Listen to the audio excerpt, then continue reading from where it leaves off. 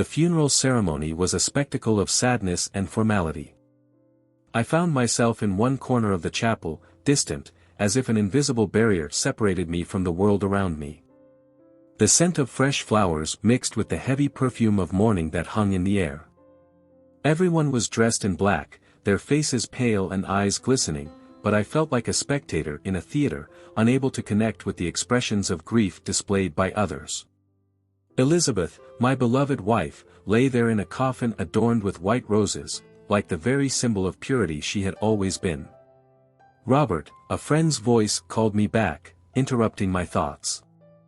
I looked at him but couldn't find the words. What could I possibly say? She was an incredible woman, he continued, trying to offer solace. We all miss her dearly.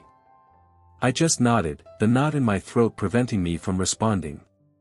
The void that Elizabeth left was immense, a black hole that sucked any light out of my life. I felt a hand on my shoulder and turned to see my mother, her eyes brimming with tears. You need to be strong, son, she said. She would want you to be happy. The irony of her statement hit me like a slap. How could I be happy without her? The pastor's speech echoed in the background, his words reverberating in my mind, but I couldn't focus. What he said seemed so distant from my emotions. People whispered stories about Elizabeth, recalling her laughter and the way she always cared for others. Each word struck me like a dagger, reopening wounds I was still trying to process. Finally, the ceremony came to an end. People began to disperse, and I found myself alone in the dimness of that sacred place. What was I supposed to do now? Go home, where every corner reminded me of her presence? Or linger a little longer, as if that could prolong the moment when she was still there?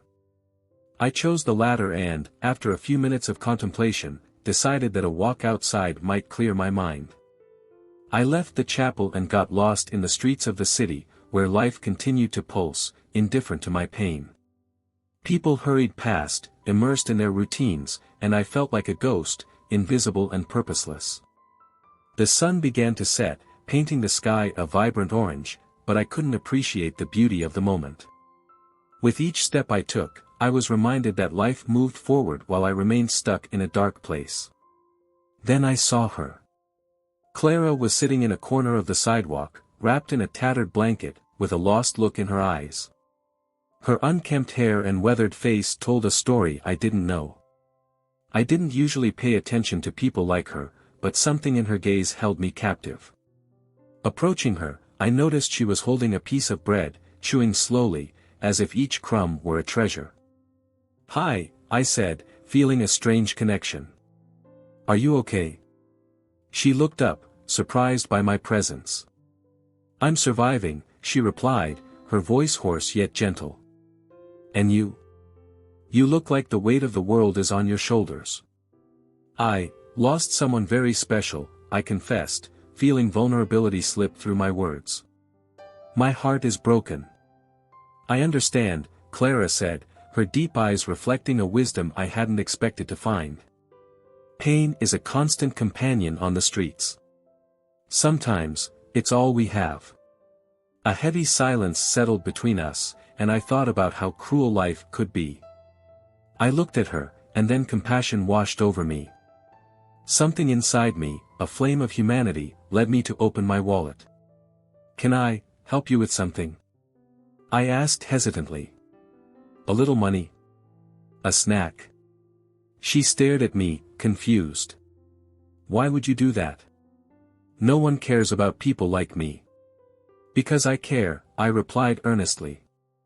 And because I need something to make me feel less alone. Clara hesitated but accepted my offer.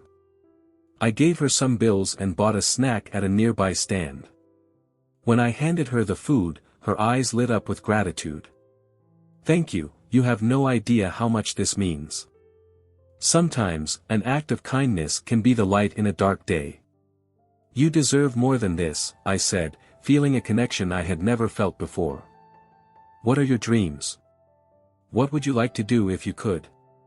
She sighed, looking out at the horizon as if the answer lay there. Dreaming is hard when you don't have a place to go. But I've always wanted to have a home. A place I could call my own. A space where I could help others, just like you helped me. The simplicity of her desire touched me deeply. It was something so pure, so true. I didn't know why, but I felt there was something more between us, an invisible thread that connected us somehow. Maybe one day you can have that, I said, trying to offer hope. Don't give up on your dreams. Clara smiled, a shy but sincere smile. And you, what will you do now? I don't know, I replied, looking down at the ground. Life is a maze, and I've lost myself in it. Sometimes, finding your way back starts with a small step, she said, with the wisdom that only life can teach. And you took one of those steps by talking to me today. Those words echoed in my mind. I had left home to escape the pain, but I found something different. I found a connection, a spark of humanity amid the darkness. What would become of me now? What could I do, other than lose myself even more? As the sun set, a new determination began to blossom within me. Clara had ignited a light that I thought had gone out forever. I didn't know what the future held, but one thing was certain, I was no longer alone. The morning after Elizabeth's funeral, the sun seemed colder than usual. I dressed slowly, each piece of clothing weighing on me as if I were putting on a mantle of mourning. The mirror reflected a man I no longer recognized, deep-set eyes and a weary expression revealed the pain I still couldn't process. The void left by Elizabeth was an insurmountable abyss, and I didn't know how to find my way back. I decided to return to the cemetery. The place was enveloped in respectful silence, and the aroma of fresh flowers lingered in the air. As I approached the grave, the gravity of the loss struck me with renewed force. There lay her name, etched forever on a cold stone, and the memory of her smiles and laughter echoed in my mind.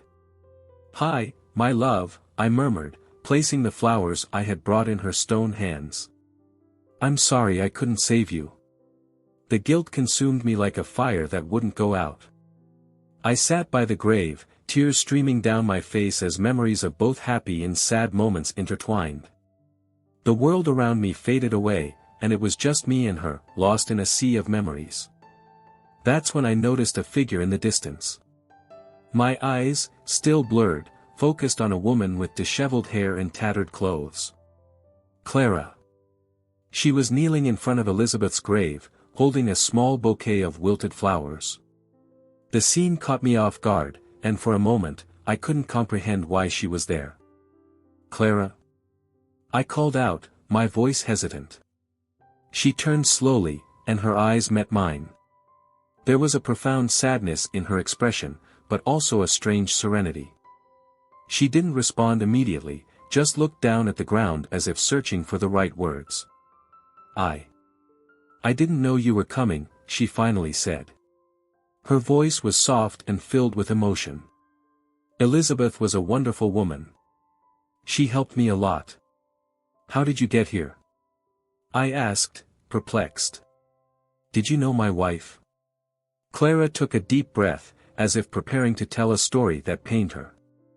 She offered me shelter a few times, especially when the cold became unbearable.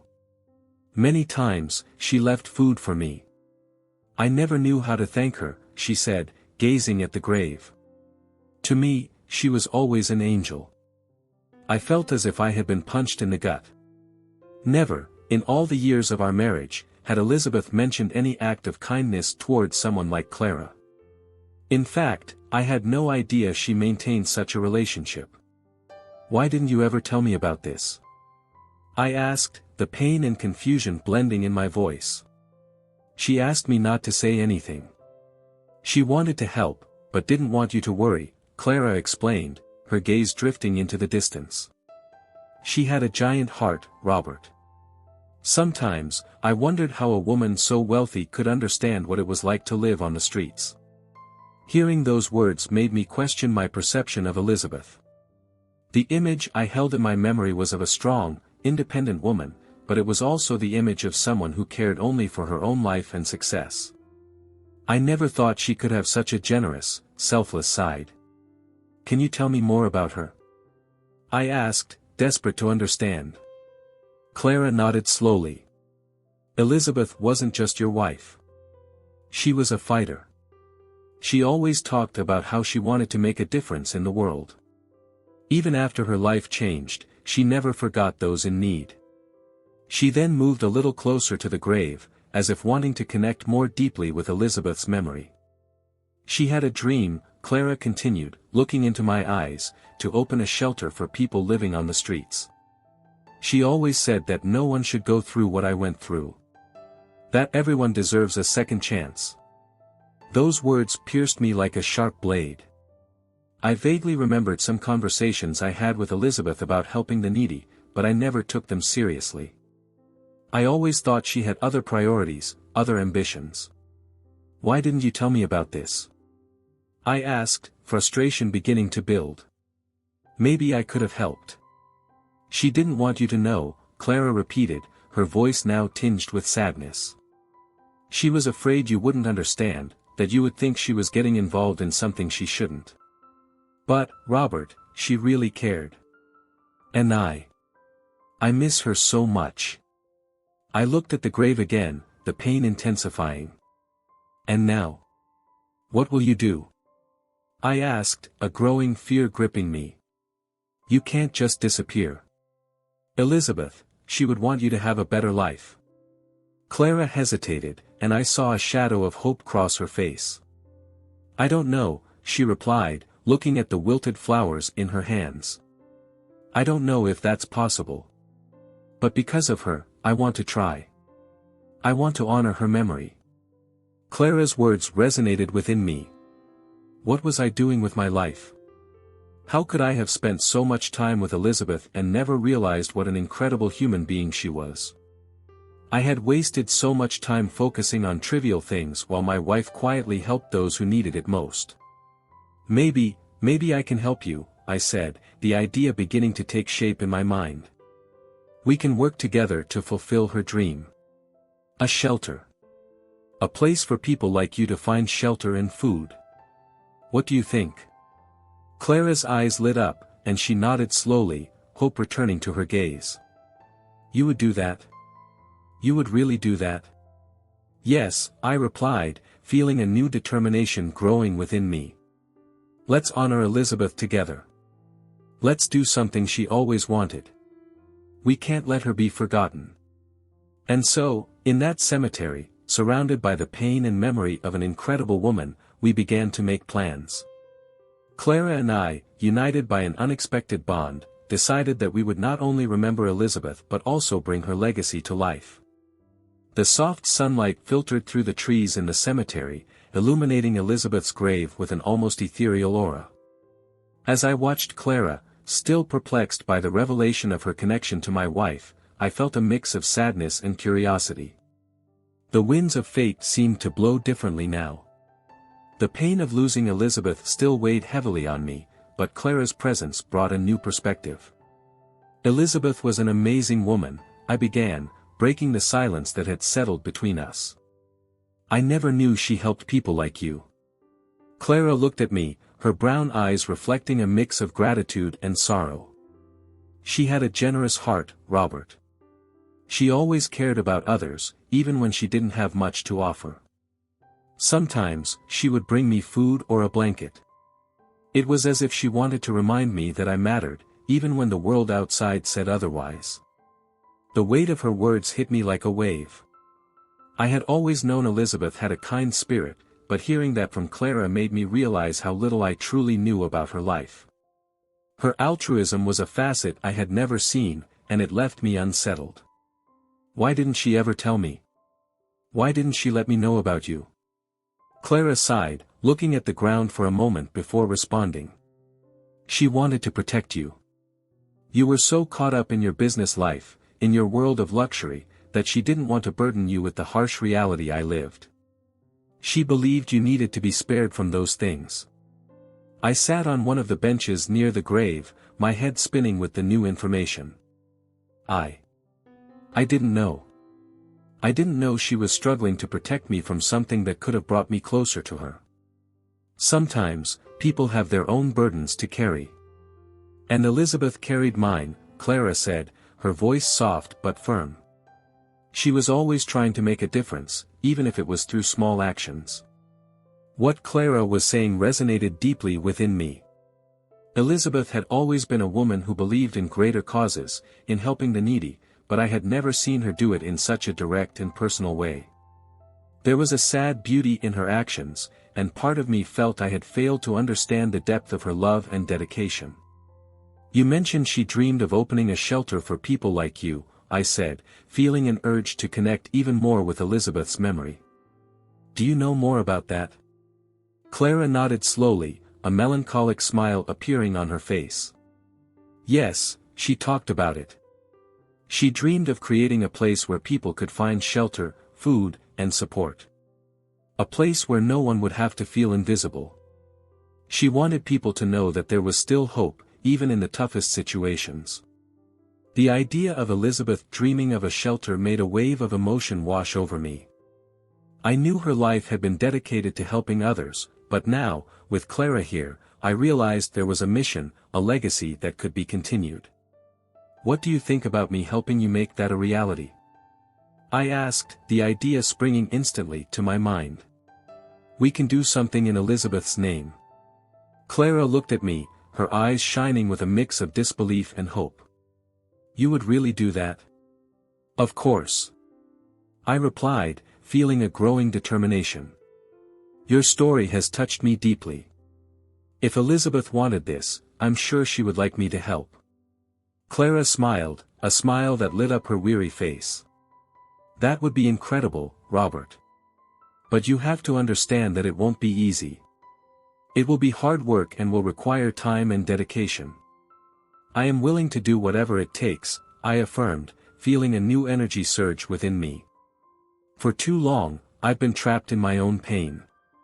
But now, by helping you and honoring Elizabeth's memory, I feel like I can find some purpose again. And what do you envision for the shelter?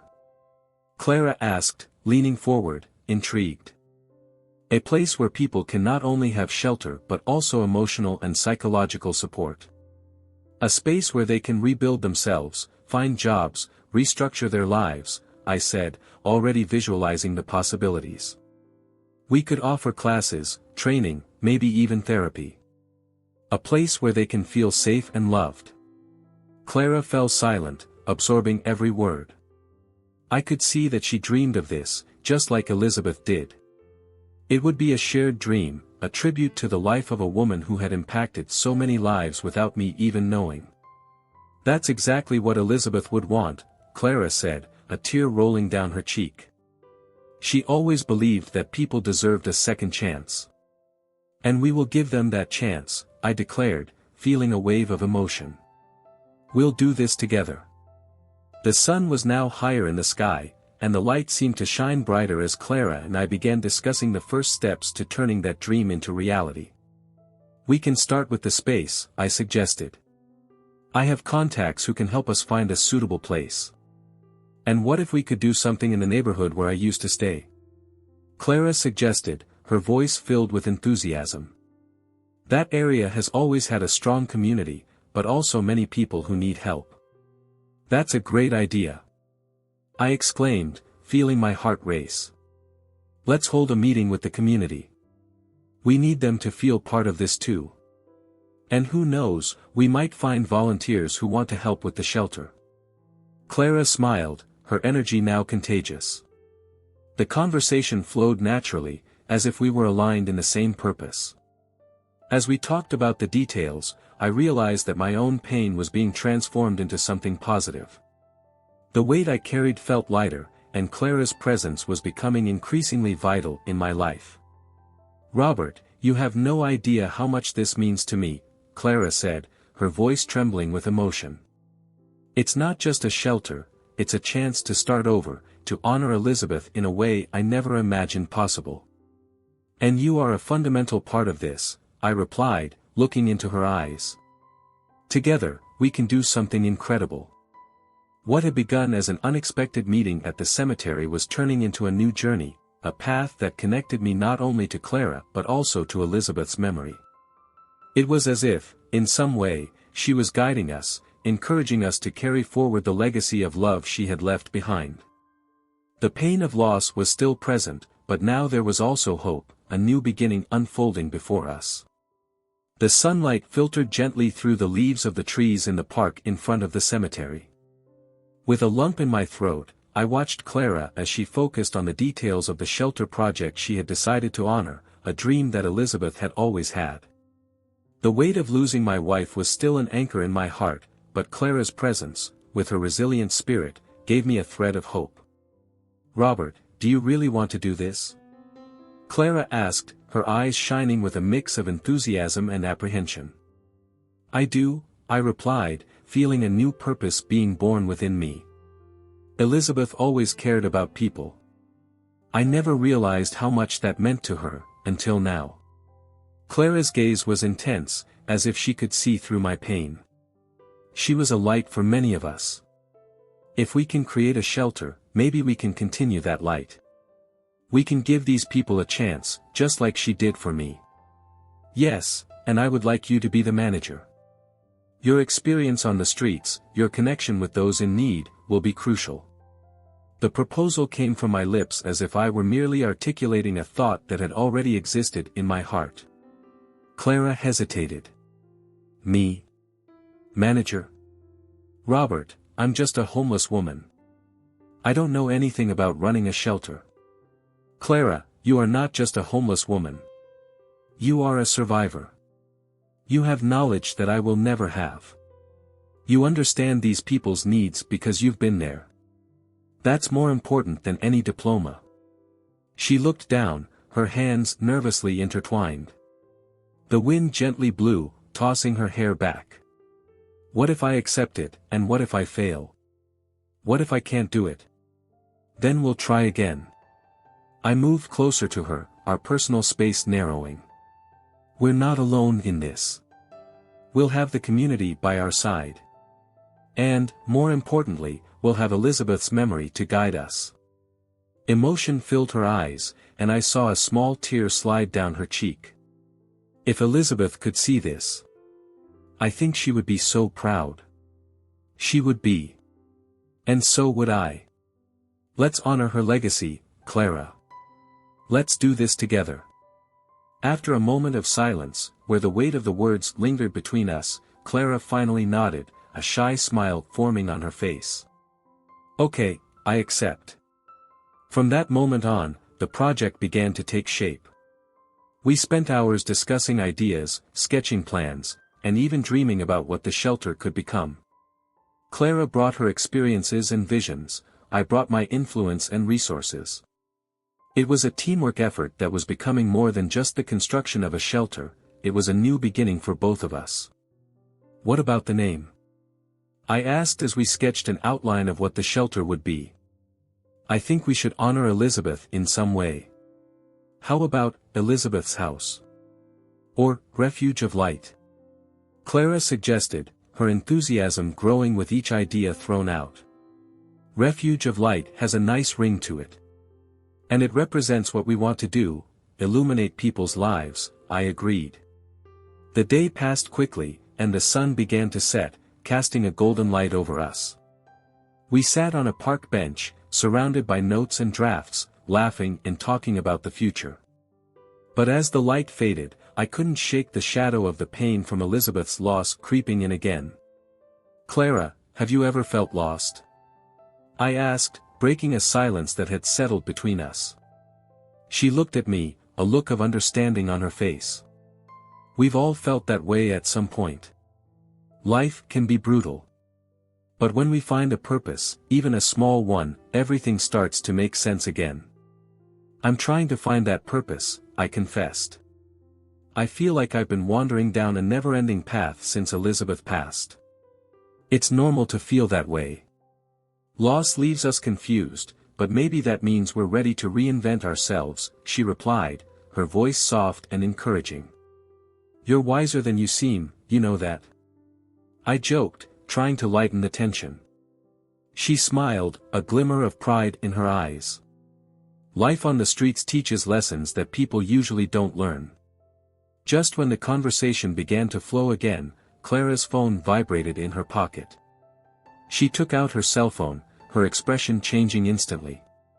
"Sorry, Robert, I need to take this. It might be important." She stepped away a bit, trying not to make me anxious, but I could see the worry in her gaze. I sat there, watching her as she spoke, her voice low and tense. What could be so urgent? The weight of uncertainty began to tighten in my chest again. A part of me wanted to intervene, to ask what was going on, but I knew I needed to give her space. She moved a bit further away, the conversation growing more intense. The expression on Clara's face was one of genuine concern, and it made me uneasy. What could be happening that made her look so distressed? After a few minutes, Clara returned, the worry still evident in her demeanor. "Sorry, Robert. It was just a personal matter." "I'm fine. Are you?" I asked, watching her closely. "You seem worried." "It's just something that needs to be resolved. Don't worry about it right now." She forced a smile, but I could feel there was more behind her words. "If you need help, know that I'm here. We're in this together, remember?" I said, trying to convey my support. "I know, and I appreciate it. But please, let's focus on the shelter. That's what matters right now." Clara averted her gaze, as if trying to shield herself from something that troubled her.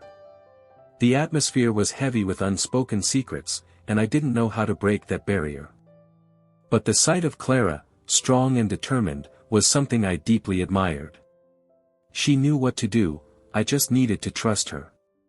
Together, we continued discussing the shelter until the sun fully set, the stars beginning to appear in the sky. The moonlight reflected in her eyes, and I felt a bond forming between us, a connection that went beyond pain and loss. It was a new beginning, something I never thought I would find again after Elizabeth's death. As much as life was filled with uncertainties, there was a thread of hope weaving between us, and I was determined to follow it, no matter where it led. The tension in the air was palpable as I followed Clara from a distance. The anguish I felt from not knowing what was happening with her consumed me. She had walked away quickly, her expression marked by worry, and my mind was in turmoil. What could be so urgent? What pulled her away from the planning of the shelter we had begun to build together? I walked carefully through the streets, keeping a safe distance but not losing sight of her silhouette. Clara stopped at a corner, and amid the movement of pedestrians, I saw her talking to a man. He was tall, with disheveled hair and an expression I couldn't decipher, something between anger and desperation. The way he gestured made me uneasy. Part of me wanted to intervene, but another part knew I should listen. "You can't just disappear like this, Clara. They're looking for you," the man exclaimed, his voice heavy with urgency. I froze, my heart racing. What did he mean by that? Clara looked agitated, her expression conflicted. "I can't go back, David. I promised I would never get involved with that again," Clara replied, her voice low but firm. The intensity of their conversation made me feel like an intruder, but I needed to know more. "Do you think they'll just let this slide? You know what happened to those who left our circle, don't you?" David insisted, moving closer to her. Clara stepped back slightly, causing me to feel an odd sensation, as if I were watching a scene from a movie I didn't want to see. "I'm not part of that anymore. I want a new life, please." Clara pleaded, and I saw a tear slide down her face. I couldn't bear it any longer. I had to intervene. "Clara!" I called, crossing the street. Her gaze shifted toward me, a mix of relief and fear in her eyes. David turned around, and I sensed something deeper and darker between them. "Who are you?" he asked, distrust evident in his voice. I didn't know how to answer that question, but the impulse to protect Clara was stronger than any fear I might have felt. "I'm a friend of hers," I said, trying to sound confident. "What's going on?" David looked at Clara, who seemed hesitant, then turned back to me, his expression shifting slightly.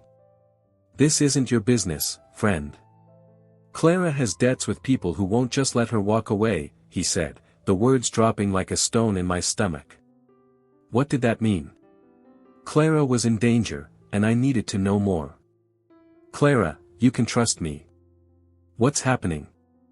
I asked, turning to her with an intense look. She hesitated, but finally, her expression softened a little. Robert, I don't know how to explain. I made wrong choices in the past, and it led me here. David is part of that, she said, her voice trembling.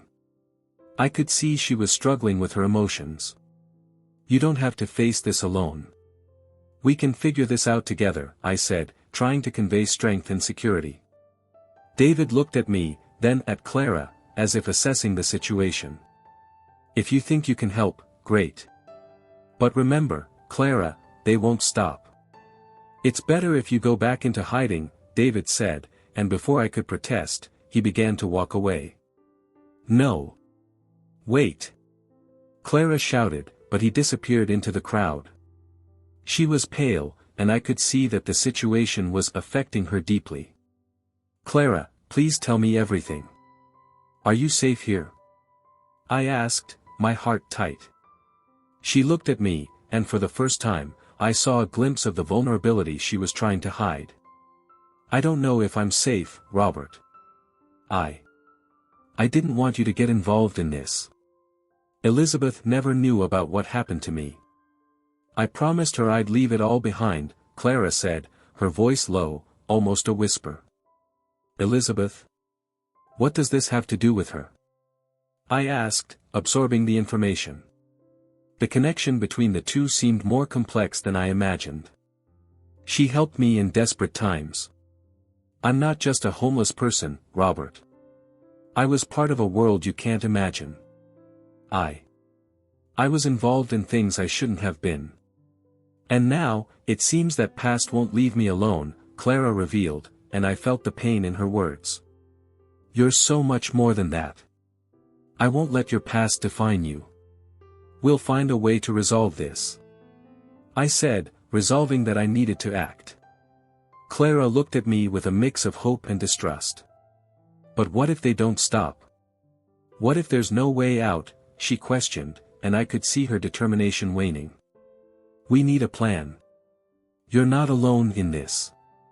I promise I'll do whatever it takes to protect you, I affirmed, determination growing inside me. Clara seemed to hesitate but finally nodded slowly. I don't know what to do now, she said, her voice trembling. I just wanted a normal life, Robert. I didn't ask for this. Let's work on this together. First, you need a safe place to stay, and from there, we can think about the next step, I suggested, starting to map a plan in my mind. But at the same time, a dark thought invaded me, the man Clara knew. What did he really want? And what was the extent of Elizabeth's involvement with this dark past? Doubt consumed me, but there was something stronger, the need to protect Clara and honor Elizabeth's memory. I needed to understand what really happened, and more importantly, how I could help Clara break free from the chains of her past. I was determined. I wouldn't let Clara's dark past ruin the future we so desired to build in honor of Elizabeth. Life is a maze of choices, and even though the path ahead was uncertain, I knew I couldn't turn away now.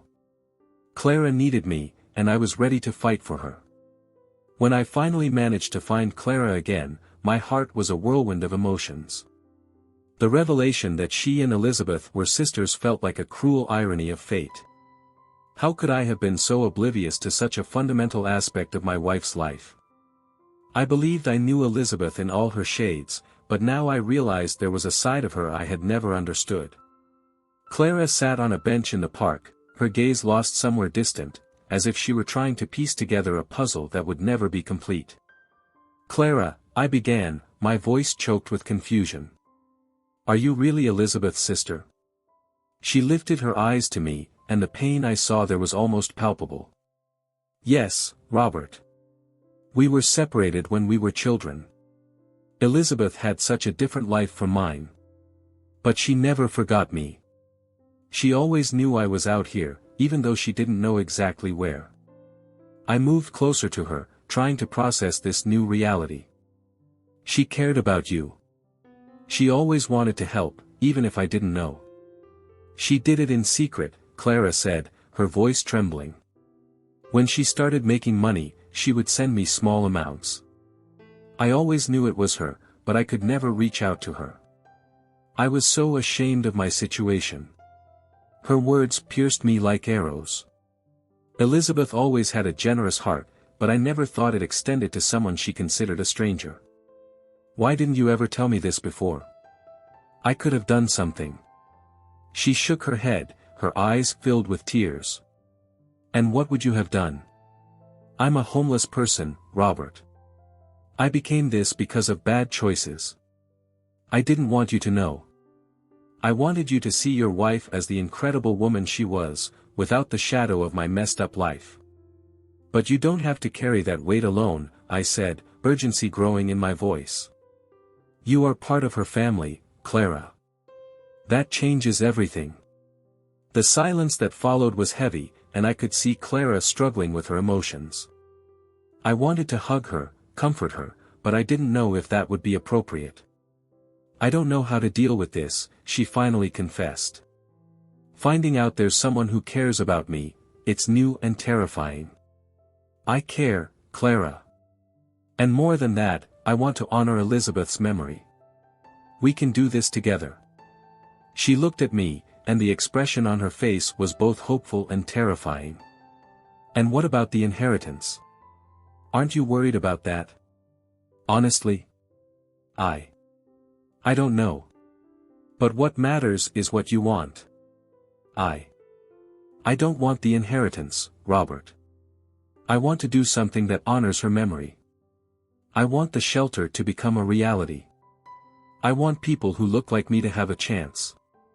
Her words resonated in me like a mantra. Let's do this, Clara. Let's build something that Elizabeth would have loved.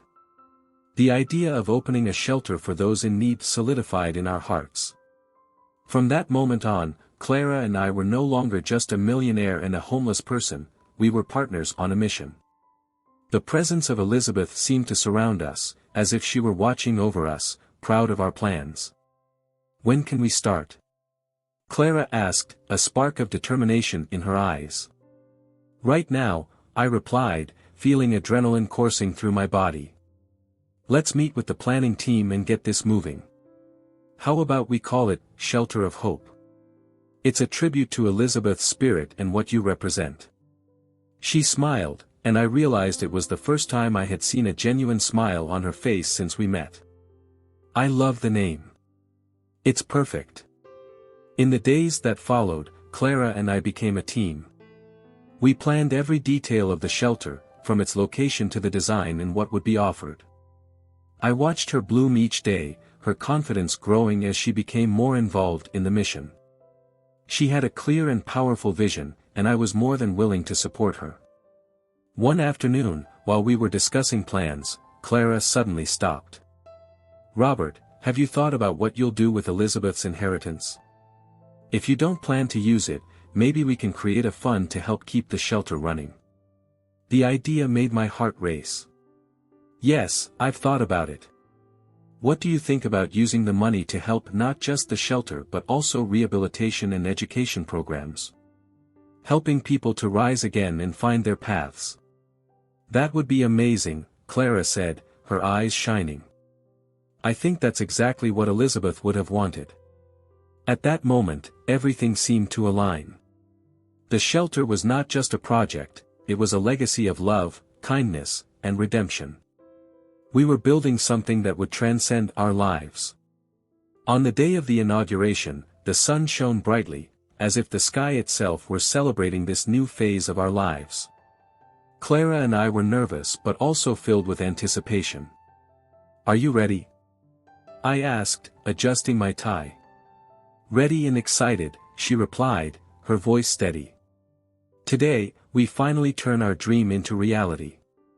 As the doors of the shelter opened, a wave of people began to enter. I looked at Clara beside me and saw tears streaming down her face. Is everything okay? I asked, concerned. Yes, I'm just overwhelmed. It's all so beautiful. Elizabeth would be so proud. She's here, Clara. Somehow, I feel she's with us.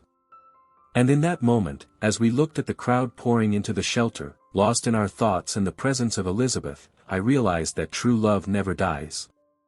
It transforms, reinvents itself, and lives on in every act of kindness we perform. The promise of a new future lay before us, and I knew that together, we could change lives. Clara and I were ready to face any challenge, for we carried Elizabeth's memory in our hearts. And that was more than enough.